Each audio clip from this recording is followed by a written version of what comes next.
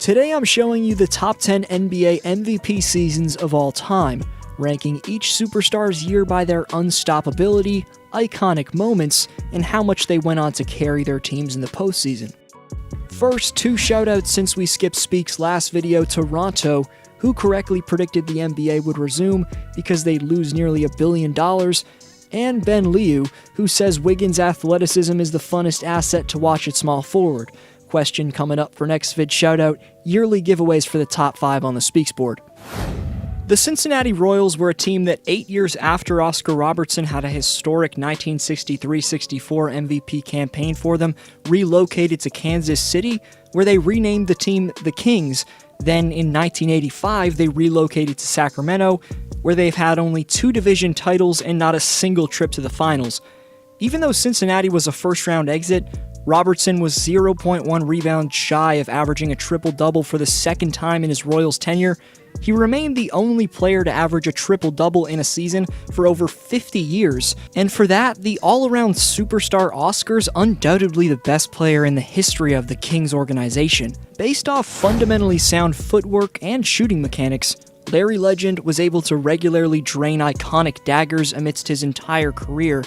After all, though, Prime Bird, where he was the most unstoppable during his career, occurred in the 84-85 season. For the soon-to-be 3-time champion, this was his second of 3 straight MVPs, but the only time he didn't win a championship in those campaigns. Despite Boston coming up 2 wins short of the title that year, the reason I picked this version of Bird is because this is when the sharpshooting artist was at his most elusive and quickest. Larry could seamlessly find his way open off the ball for jumpers and go off in the post. The then 29-year-old was in his physical prime, and I know we're not ranking the best players of all time today, but it'd be hard not to consider Bird a top 10 player ever. Easy Money Snipers, the nickname Durant wants us fans to call him by, maybe that can't be the case anymore, but the first nickname I brought up perfectly described how he produced on a nightly basis just over 6 years ago in 2013-14. He was dominating with a ball handling / pull-up ability unheard of for a player with his wingspan. My favorite personal KD moment from this season was his and one in the second round of the playoffs, falling out of bounds over Gasol. Just incredible to watch.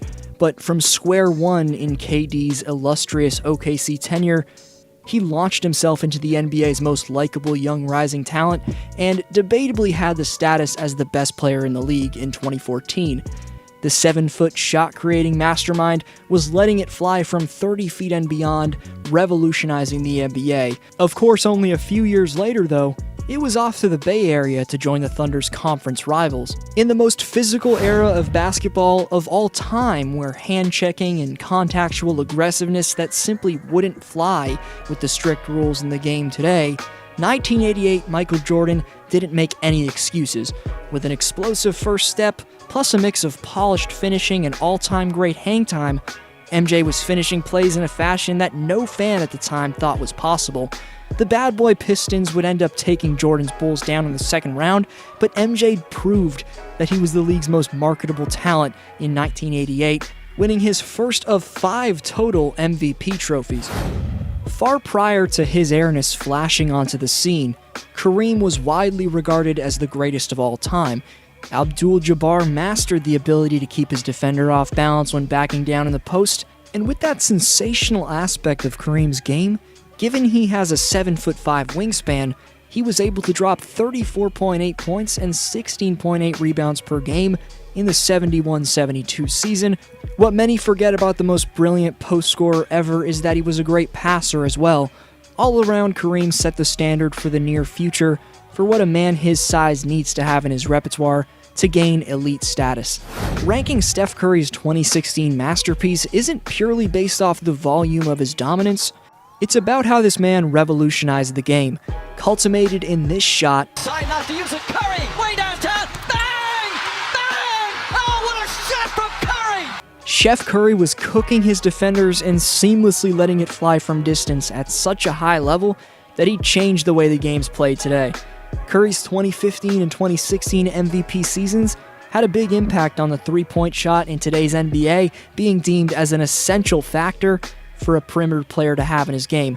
The reason I picked 2016 Steph for this list is that the man took 11 threes per game and shot nearly a career-high 45% from deep, while putting up career highs in points, steals, and free throw percentage. With the pressure to win a championship off his back, the locomotive LeBron James had one of the most unstoppable seasons ever in 2013. Solidifying his reputation as an all-time great, LeBron's best regular season 2013 moments consisted of making a mockery of Jason Terry, which was the most infamous poster of this season. That dunk was followed by an iconic celebration after Bron hit the game winner. James also postered Ben McLemore and Paul Millsap in absolutely incredible fashion. Then in the postseason, there was his brilliant take to the basket for the win against the Pacers, and another iconic play in his stuff against Tiago Splitter. All of that 2013 campaign culminated in James leading the Heat out of a 3-2 hole in the finals to secure Miami back-to-back titles.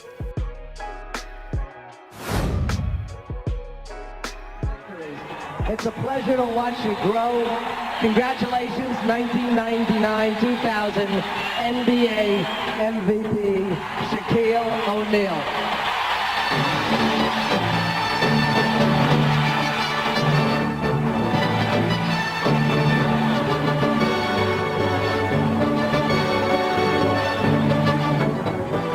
First of all, I'd like to thank Phil Jackson, the real coach of the year.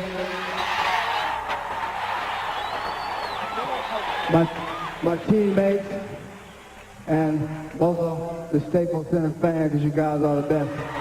This is y'all award. Love you. Even though his name's not often brought up when debating the NBA's all-time greatest talents, Shaq's pure dominance in 2000 was debatably the most dominant season from a player of all time. People look back and say the big Aristotle got the buckets he did because of his size, with his 7'1" and around 300-pound frame. 99-2000 O'Neal actually dominated because he was night and day quicker and more explosive than any big man by far, and had one of the smoothest, most polished one-dribble jump hooks ever. It was his combination of power, speed, and grace that truly made Shaq's MVP season so damn special.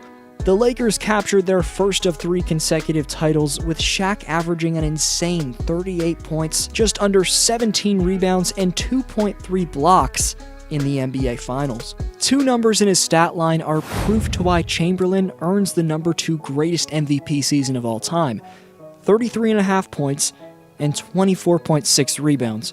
That was this man's stat line in 65-66.